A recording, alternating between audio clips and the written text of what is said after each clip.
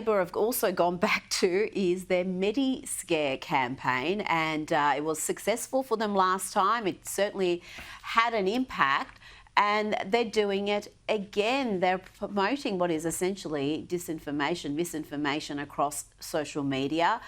Let's have a look at their ad. We're very clear about this. Medicare is dead. They can't be for free. We have to pay for a world-class medical system. We are determined to send a price signal so that we can move away from the view that everything can be for free in health in this country, because it can't be. Sounds pretty damning. You got Peter Dutton there saying Medicare is dead. But what did he actually say? Let's have a look at the full clip. So the government is determined to make sure that Medicare is sustainable.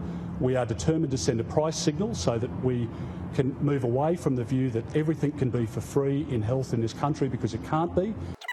We're very clear about this. Medicare is dead if we can't make it sustainable today. But we are absolutely determined to make Medicare sustainable. So the Labor Party can pretend to the Australian public that things are for free. They can't be for free. We have to pay for a world-class medical system. We will negotiate with the senators. We are pragmatic about the approaches that might be available to us, but we will make Medicare sustainable. That was just straight out,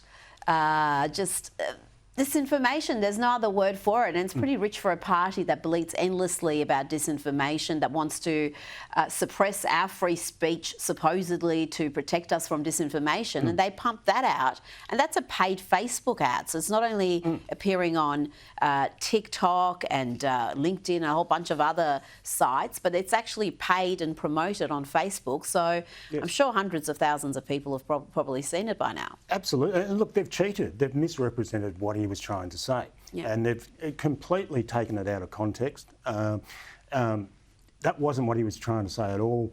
I think we're going to see more and more of this, especially in this social media age. I mean, you can get away with things that you can't in the mainstream press. You can sort of make claims that can get some purchase, if you like, with the electorate in ways that the mainstream press you can't do. And I'm sure we will see more and more of this, where they're just trying it on and hoping that it actually lands to an extent before it gets removed or called out or whatever. And it's not good for politics, and it's not good for debate, because it is cheating. Well, it is. It's just so deeply dishonest, and Labor Party should be better than that. Now let's go to Qantas Chair John Mullen, who's warned that companies should steer clear of involving themselves in social causes. Qantas has, of course, been guilty of doing that for many, many years. And Patrick, they still inflict those incessant acknowledgement of country announcements every time one of their planes lands domestically. I know there's plenty of staff who resent having to do it, but they're obliged to. Perhaps, I don't know, the chair could have a word to his own CEO, the board, and actually take his own advice. Look, what John Mullen had to say, I mean, it's a breath of fresh air after so many years of having these big companies trying to sort of, read the breeze and sort of go on a social issue that a lot of people sort of silently have been forced to sort of grumble about and say, well, I don't agree with that. John Mullen makes a good point. He talks about the regions. They don't like big city elites imposing values on them and telling them how to think. And he used the word lecturing. These big companies can't lecture Australians. We don't want to be lectured. We don't want to be told what to think.